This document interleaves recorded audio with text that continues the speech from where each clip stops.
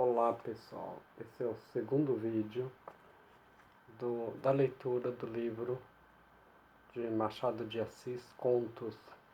Hoje eu vou continuar a história, Um Homem Célebre. Vocês lembram daquele homem que saiu correndo, disse que estava com dor de cabeça, cansado, e foi para casa? Que ele saiu, ninguém tentou retê-lo, e ofereceram-lhe remédios caseiros, mas ele não quis. Aceitou nada, teimou e saiu. Então hoje eu vou dar continuidade a essa história do Sr. Pestana, que ele encontrou a sinhazinha Mota. Vamos lá.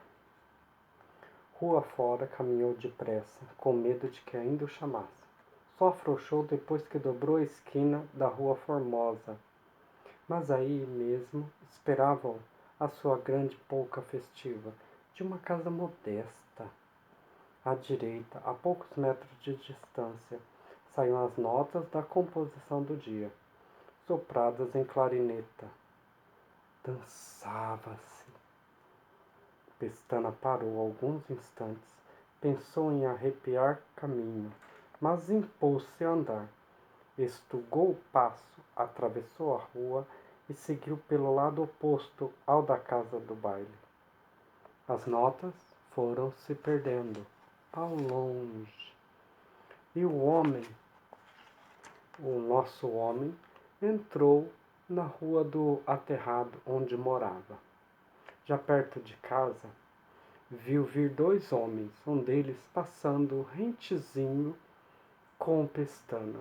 Começou a assobiar a mesma polca, rijamente, com brio, e o outro pegou a tempo na música.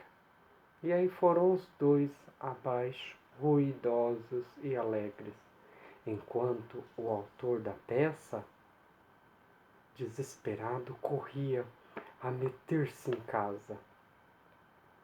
Em casa respirou.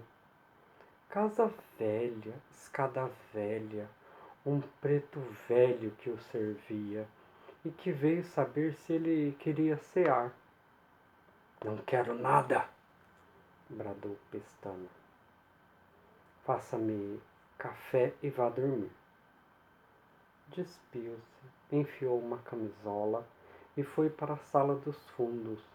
Quando o preto acendeu o gás da sala, Pestana sorriu e, dentro da alma, cumprimentou uns 10 retratos que pendiam da parede. Um só era a óleo, o de um padre que o educara e lhe ensinara latim e música, e que, segundo os ociosos, era o próprio pai do Pestana.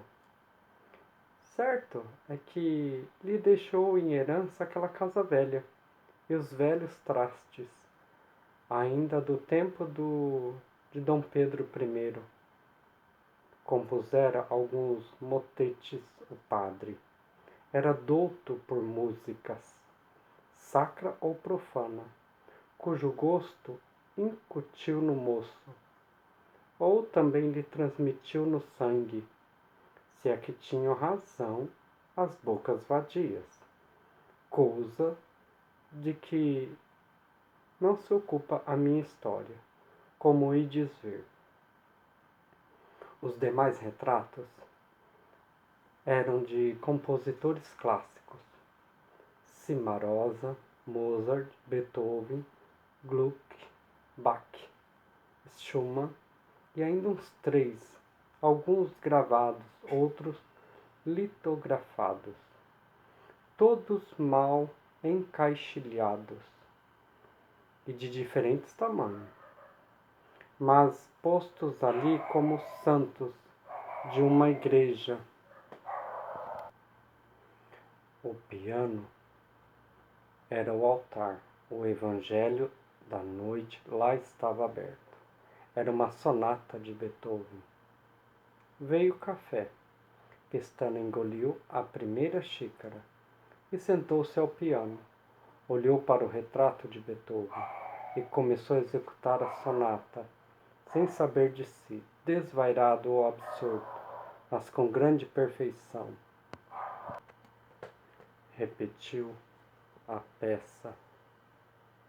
Depois parou alguns instantes, levantou-se e foi a uma das janelas. Tomou ao piano. Era a vez de Mozart. Pegou de um trecho e executou-o do mesmo modo, com a alma a lures. Haydn levou-o à meia-noite e a segunda xícara de café. Entre meia-noite e 1 hora, Pestana pouco mais fez que estar à janela e olhar para as estrelas. Entrar e olhar para os retratos. De quando em quando ia ao piano e de pé dava uns golpes soltos no teclado, como se procurasse algum pensamento. Mas o pensamento não aparecia e ele voltava a encostar-se à janela. As estrelas pareciam-lhe outras tantas notas musicais, fixadas no céu, à espera de alguém que as fosse descolar. Tempo viria em que o céu tinha de ficar vazio, mas então a terra seria uma constelação de partituras. Nenhuma imagem, desvario ou reflexão trazia uma lembrança qualquer de Sinhazinha Mota, que, entretanto, a essa mesma hora, adormecia, pensando nele, famoso autor de tantas polcas amadas. Talvez a ideia conjugal tirou à moça alguns momentos de sono que tinha. Ela ia em 20 anos, ele em 30, boa conta.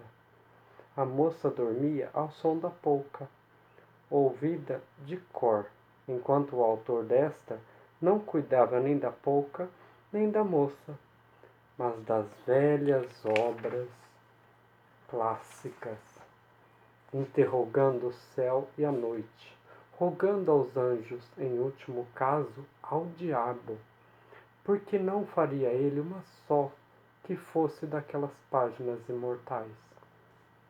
Às vezes, como que ia surgir das profundezas do inconsciente uma aurora de ideia, ele corria ao piano para inventá-la inteira, traduzi-la em sons, mas era em vão. A ideia esvazia-se. Outras vezes, sentado ao piano, deixava os dedos correrem. Aventura. A ver se as fantasias brotavam deles, como dos de Mozart. Mas nada, nada, a inspiração não vinha. A imaginação deixa-se estar dormindo. Se acaso uma ideia aparecia, definida e bela, era eco, apenas eco, de alguma peça alheia, que a memória repetia e que ele supunha inventar. Então, irritado, erguia-se, jurava abandonar a arte, ir plantar café ou puxar carroça. Mas daí a 10 minutos, ei-lo outra vez, com os olhos em Mozart, a imitá-lo ao piano. 2, 3, 4 horas. Depois das 4 foi dormir. Estava cansado, desanimado, morto. Tinha que dar lições no dia seguinte. E aí, o que será que acontece depois, quando ele acorda no outro dia? Como será que ele acorda? Será que ele vai conseguir escrever outra música famosa? Outro sucesso? O próximo vídeo eu continuo a história para vocês, para a gente descobrir, ok? Até o próximo!